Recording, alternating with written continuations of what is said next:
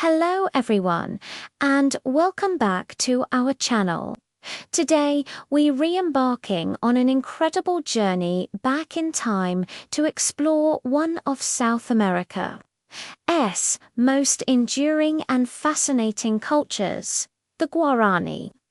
For over 2,000 years, their story has been one of adaptation, spiritual depth, and incredible resilience.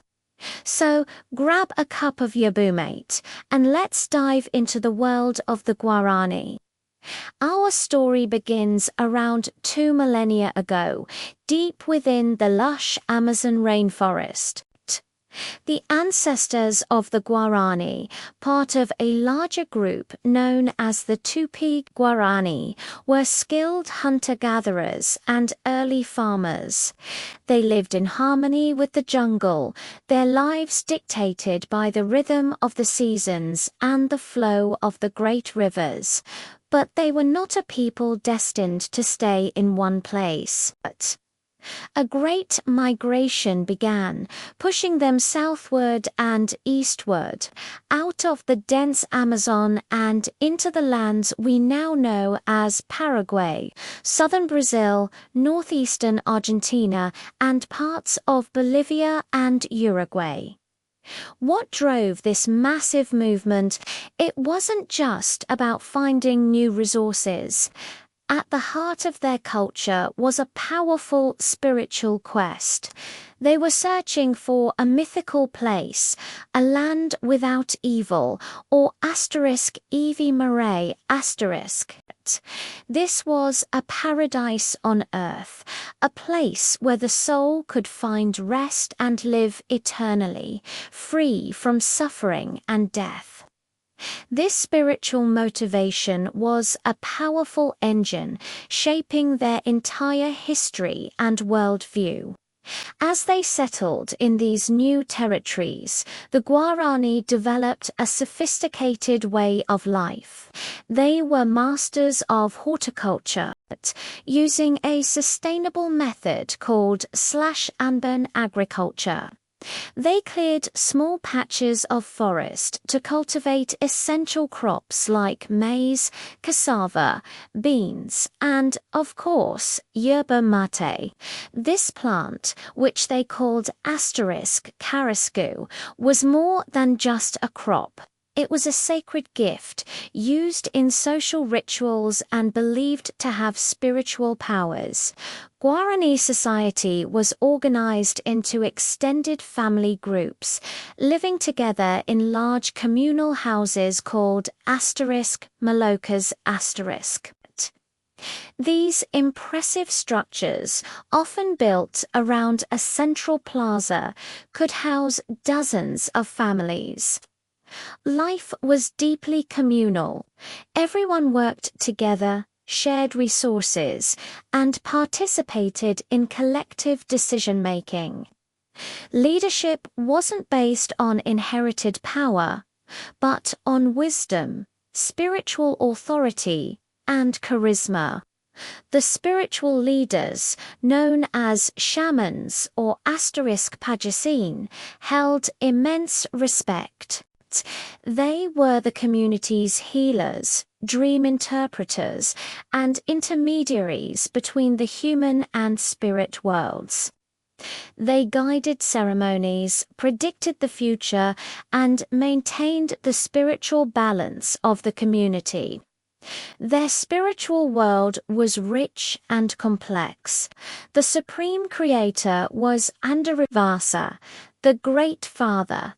From him flowed a universe of spirits, gods, and mythical beings that inhabited the forests, rivers, and skies. The Guarani believed everything in nature possessed a soul. The jaguar, the anaconda, even the trees had a spirit. This deep-seated respect for the natural world meant they lived *with * nature, not just in it. Their cosmology was passed down through generations via vibrant oral traditions, myths, legends, and songs that explained the creation of the world, the origins of humans, and the moral codes of their society.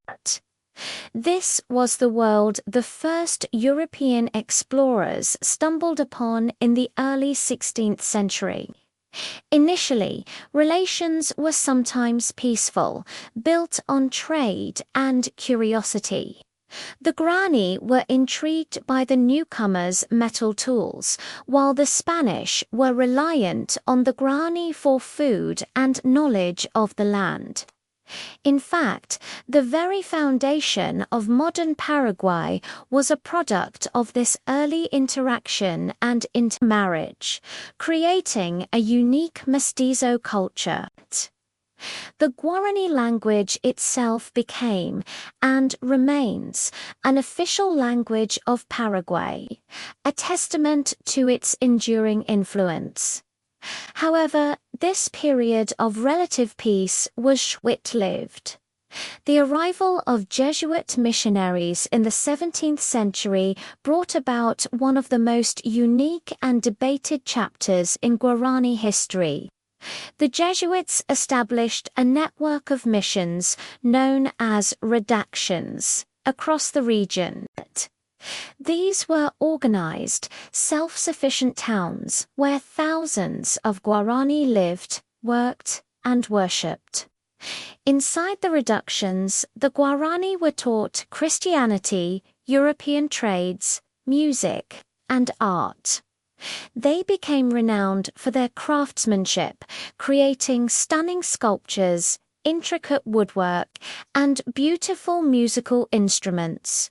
The missions flourished, becoming major economic powerhouses. For a time, they also provided a shield, protecting the Guarani from the brutal slave raids of the Portuguese bandeirantes from Brazil.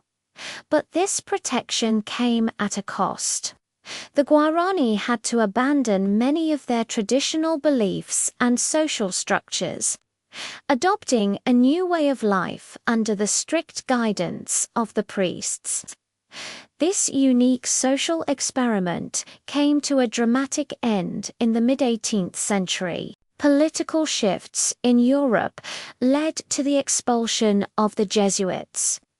From the Americas in 1767, the territories of the missions were handed over to Spanish and Portuguese colonial authorities.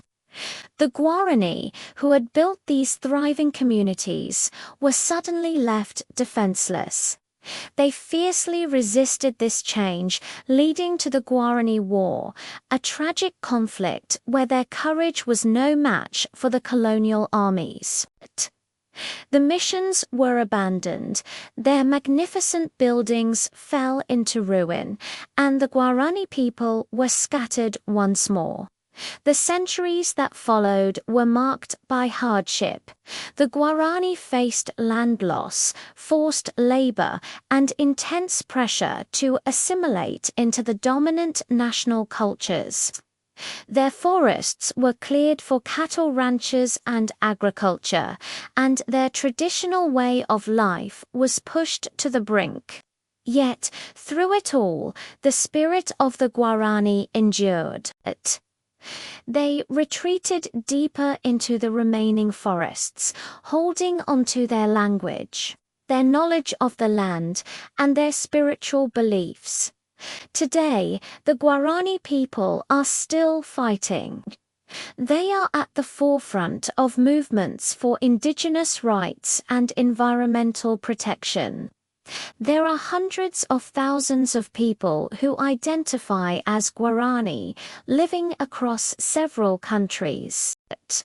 They are teachers, activists, artists, and farmers, working tirelessly to preserve their ancestral heritage while navigating the challenges of the 21st century.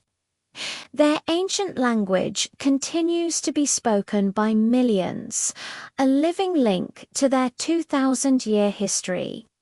The tradition of drinking yerba mate, a ritual of friendship and community, has spread across the globe, and their profound spiritual connection to the earth offers a powerful lesson for all of us in an age of ecological crisis.